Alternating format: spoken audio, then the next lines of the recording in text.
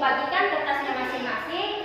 Lalu setiap kelompok ini kalian semua mendiskusikan apa jawaban dari soal-soal yang telah Ibu berikan. Nah, sekarang kalian berdiskusi. Setelah itu kalian maju satu-satu ke depan untuk membacakan hasil dari diskusi kalian.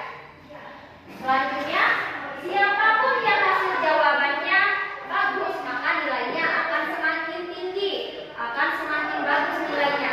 Dan setiap yang nilainya yang semakin tinggi itu akan Ibu kasih reward, akan Ibu kasih hadiah, mulai dari yang paling tinggi yang paling rendah. Nah, selesai kita membacakan diskusi dari jawaban-jawaban ini semua.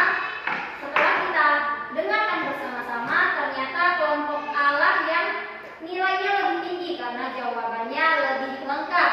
Yang lainnya bisa untuk lebih membenahi dirinya lagi. Sekarang tepuk tangan untuk kelompok A.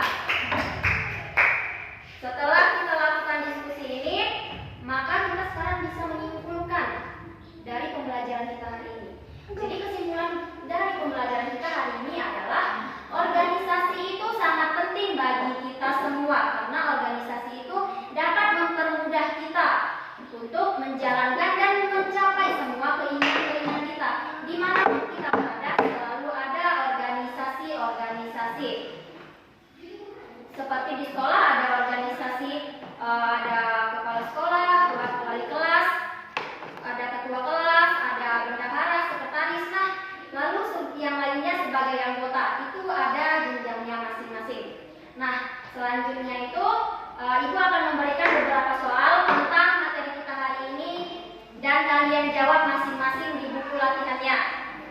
Nah, setelah Ibu sampaikan sama kalian soalnya masing-masing, selanjutnya Ibu akan mengumpulkannya pada pertemuan kita selanjutnya. Jadi dikerjakan semuanya di rumah. Pada pertemuan selanjutnya akan kita koreksi bersama. Selesailah pertemuan kita hari ini dan selesailah materi Ibu hari ini. Kurang dan lebihnya Ibu mohon maaf. Ibu akhiri dengan Assalamualaikum warahmatullahi wabarakatuh dan selamat pagi serta salam sejahtera.